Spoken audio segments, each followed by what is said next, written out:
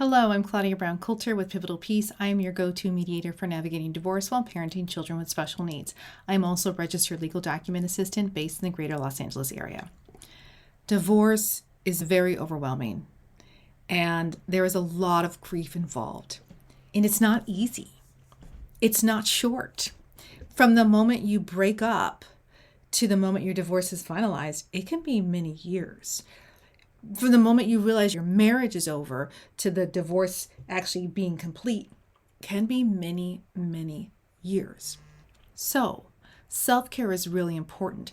And let me be very clear. The reason it can take many years is because I've not met someone who woke up with a thought, today I'm going to get a divorce, and then goes and files.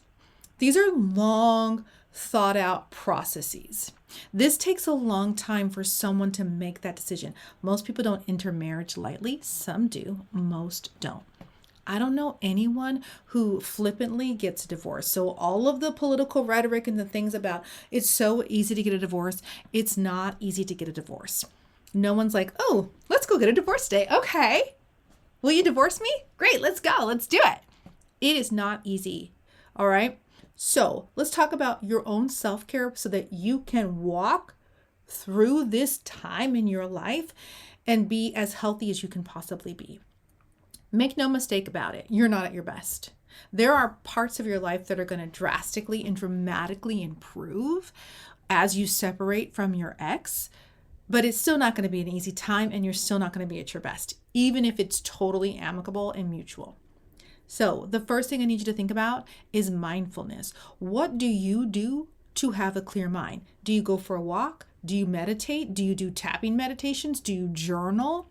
Whatever you need to do to focus and calm your nervous system down, so focusing on meditation, do whatever you need to do to help you achieve a level of calm and peace. You have to calm your nervous system down. Otherwise, you're going to be sick. You're going to be worn out. You're going to be run down.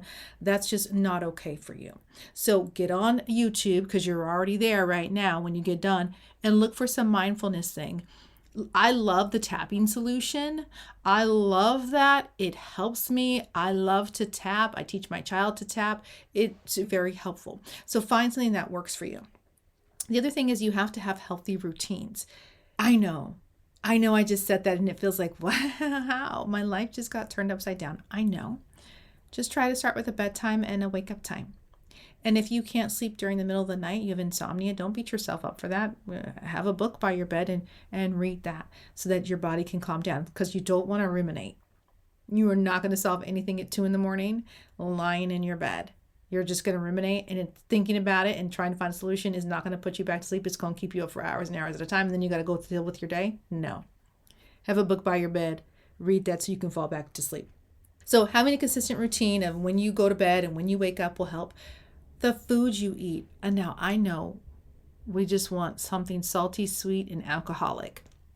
That's okay. That's okay. But there's going to have to come a point where you have to go, is this really what's best for me? I shouldn't have this every meal, or I should not eat all day and then just eat a little bit. Like, where's your nutrition?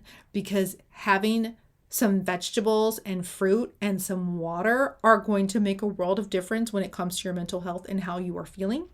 Take a walk around the mall, exercise, get out your anxiety, go for a run, use running as mindfulness. Okay, exercise, move your body. The other thing is find emotional support. This is really hard because people are going to turn against you. You are going to lose friends. You're going to lose friends. People are going to tell you you're going to go to hell, and other people are going to celebrate you. You're going to find out who your real friends are and who they are not. And some of those people might be your family. Your own blood relatives may not be in support of you. You need to go find support and make new friends and figure out who your friends are. Also, don't be afraid to go to a support group for people who are going through something similar. Maybe it's not just divorce. Maybe it's divorce because there was an affair. Maybe there's some other things. Maybe it's divorce because alcohol, substance abuse was involved. So find support groups in your area because I can't tell you what a world of difference it makes to know I'm not alone in this. Oh, your ex? Who doesn't know my ex said the same thing to you? Oh, this is a pattern of behavior with people who share these traits. Great. right? You learn that you're not alone, and you get so much support from those types of groups. Don't forget your therapist. Get professional help. Professional help. Work with a professional. They will help you. Also, don't use your mediator or your attorney as your therapist. That's way too expensive, and they don't have the skills for that. Create boundaries for your mental peace. Block and bless on social media. Block your ex and bless them. 1, they're not seeing your stuff. But 2, more importantly, you're not going down the rabbit hole of looking at their Instagram or whatever and trying to figure out where they're at and who they're with and what they're doing with them. It's over. Don't look. You don't have to talk about this to people that you don't want to talk about. It ain't their business. So don't talk about it. Prioritize your healing. If you don't want to be with people, don't. Prioritize your healing. If you only want to be with people who are supportive of you, only be with them. You don't have to have these difficult interactions. And by the way, if your spouse tries to pick a fight, you don't have to take that bait. Okay? And you can really revert to everything in writing and limit as much verbal communication as possible. That will really help you. So my final thoughts are, you are the most important person on this planet. There are so many people around here who love and care for you, and you have to take care of them too. And you can't do that if you're not your best. So you are loving others by taking care of yourself. Loving yourself is not selfish, right? The world is depending on you so that you can be whole, because you are a bright light that the world needs. You can get that by focusing on mindfulness, exercising, eating right. I mean, just have a little bit of fruit. It tastes sweet, right? Dip that strawberry in some chocolate and call it healthy. Start small. Find emotional support groups. Know who your friends are and who they aren't. Good people will come into your life. Start calling them in. Prophesy them in. I have good friends. I have people in my life who will support me. Start calling that into your life and it will come and you will have support in this divorce. The last thing you need to be worried about is divorce paperwork. I can definitely help you with that. There's a link at the bottom of the YouTube description.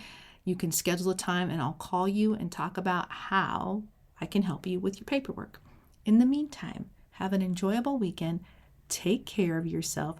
Do something that will make you feel good, that will make you feel calm, and will put a smile on your face because you deserve it and the world needs you.